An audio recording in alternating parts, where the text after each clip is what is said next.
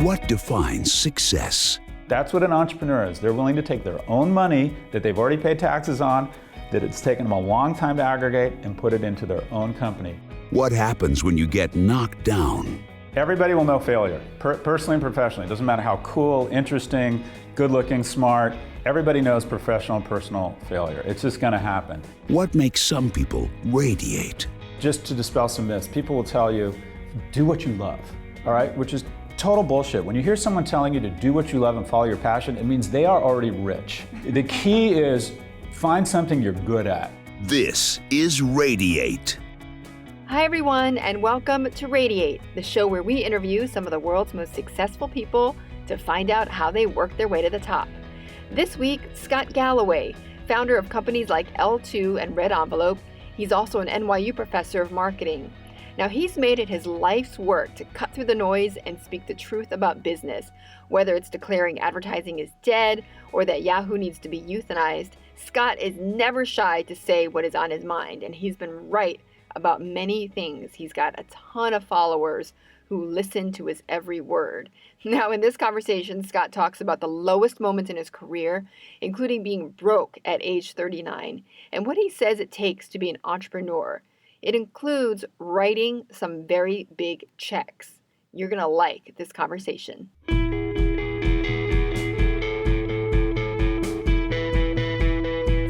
thank you so much for joining us. You know, I know you've talked a lot about like CEOs and sort of, you know, the messaging and when CEOs are getting their messaging wrong and when they're getting it right. So what are some of the key elements of messaging that, especially in this digital age, that you need to get right? In terms of an individual, corporations spend a lot of time, and it's a very mature industry, around messaging to investor relations departments, PR firms. So I would argue that firms as a whole are generally pretty good about it. And where messaging really counts is during a crisis, and there's only three things you have to remember, but companies consistently forget about them, and that is, if there's a problem, acknowledge the problem, have the top guy or gal be the spokesperson, so you're seen as taking it seriously, and three, overcorrect. So General Motors is an example of how absolutely not to do it with their ignition problem. Ignoring the problem, trying to delay an obfuscation, never coming clean. And, Martha Stewart went to jail not for insider trading, she went to jail for obstruction of justice. If she'd said, I made a mistake here, I had no idea I was trading on insider information, but I did, and I'm sorry. Americans and the justice system love to forgive. Who we get pissed off at are people who will refuse to acknowledge the problem. So I think that one, if you're a corporation, it's acknowledging when you're wrong really fast and trying to address the issue. Where corporations get into trouble is they play slow ball. In terms of an individual, people spend a lot less time thinking about their own brand than corporations. I bet the majority of your viewers and executives spend a lot of time thinking about their company's brand, but don't spend a lot of time thinking about theirs. And I think at a very young age, if you can develop sort of almost a value proposition for yourself professionally and personally, think of it as a feature benefit. I am very detail-oriented, which means anything that leaves my desk is perfect. I am good with people, which means I create a welcoming atmosphere and culture at our company. That's important. I am a hard ass that is unemotional and does not have a lot of empathy for people. There's a role for that person in buyout companies and companies that go in and cut costs like crazy.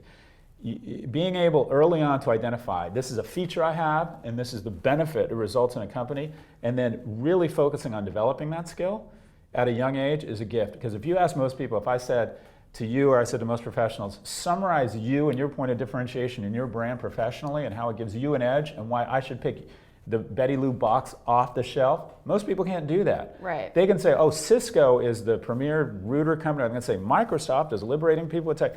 They can quote you their company's brand, but they can't say, this is the value I bring and why it's differentiated. So I think it's doing that early. Okay, so how do you figure, because it takes a long time to figure that out, right? So how did you figure yours out? Or how do you figure that out? So it's trial and error, and I think you got to dig deep and say, okay, what are the things I'm good at? And first off, is just to dispel some myths, people will tell you, or the general, what you hear a lot is, do what you love, all right? Which is total bullshit. When you hear someone telling you to do what you love and follow your passion, it means they are already rich. The key is find something you're good at. Right. I would like to be quarterback of the Jets. I have a pretty good arm. I have a good plane of vision. I was a decent athlete. That's my passion. Yeah. Problem is I'm not that good at it. So I found something through trial and error over the course of 10 or 15 years, something I was relatively good at. So first off, find something you're good at. Then identify specifically within that organization what is the one thing you can do better in the world. What is the one piece of real estate you own, and create that feature benefit that reverses to an attribute you have early on.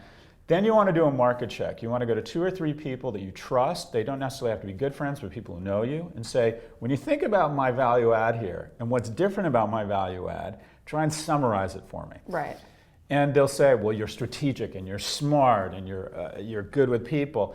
And so check yourself with other people. Yeah. And then also ask them to say where you can improve. Because a lot of times, a lot about personal branding is dialing down the negatives. I would argue that in addition to right away after figuring out the positive, what is it that is getting in the way of you going from a 6 or 7 to a 9 or a 10? And we spend very little time, honestly, objectively evaluating that.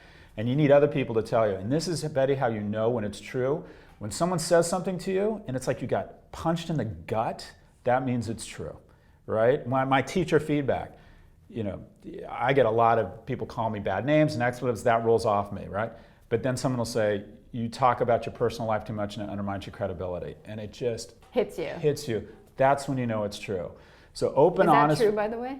I think it is, yeah. I think I'm a fairly self-absorbed person, and I spend too much time in class talking about my own personal stories, and unless it's related to the class, I shouldn't waste their time because they're spending a lot of money on it.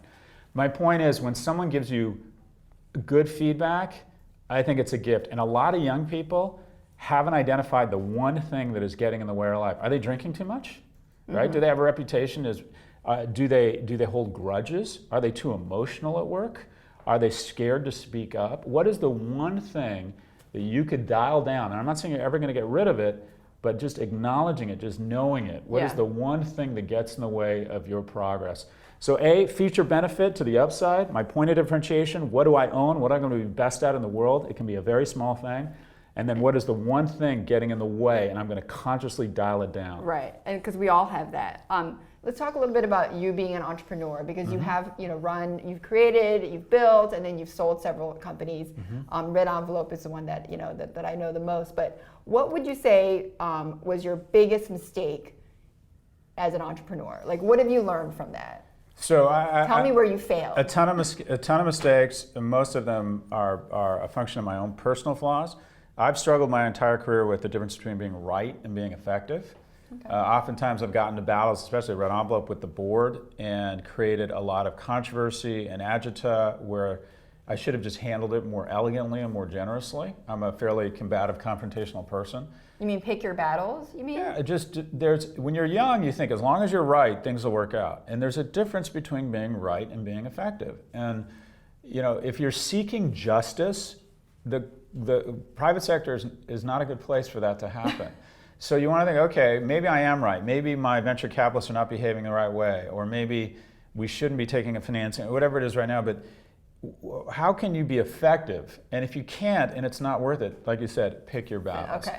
The other thing I would say is that people romanticize entrepreneurs. The primary reason I'm an entrepreneur is not because I have special skills, but because I don't have the skill set to survive in a big company. For me, being an entrepreneur is a defense mechanism.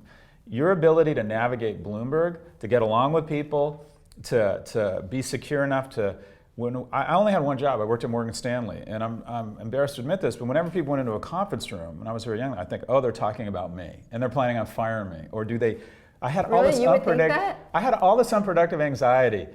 Do they know how hard I'm working? Am I gonna get a good bonus? Is my boss gonna get fired and then I'll be fired the next day? I had all this BS roaming around in my mind. As an entrepreneur, you have a ton of anxiety, but it's productive anxiety. Where am I getting my next dollar? How do I finance stuff, right? But you'd rather be worried about that than worried about, like, am I going to get fired? I don't have the skill set. People look at me as an entrepreneur and think, wow, he's special. Here's how I'm special. I can't survive in a big company, so to make a living, I start my own companies. Okay. And the majority of entrepreneurs, they have a couple talents. That is, they are too stupid to know they're going to fail. I've started companies. Whenever you start a company, it never makes sense. This does not make sense right now, otherwise it wouldn't exist.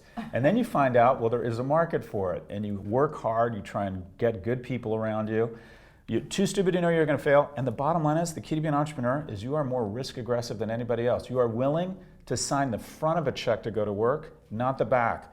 99% of America, Betty, would never consider going to work for a month. And this is what I did at L2. I went to work for a month, and at the end of the month, you know what I got in exchange for working there? I wrote a check for $100,000 to fund the company. And I did that every month for a year. And you know what? That sucks.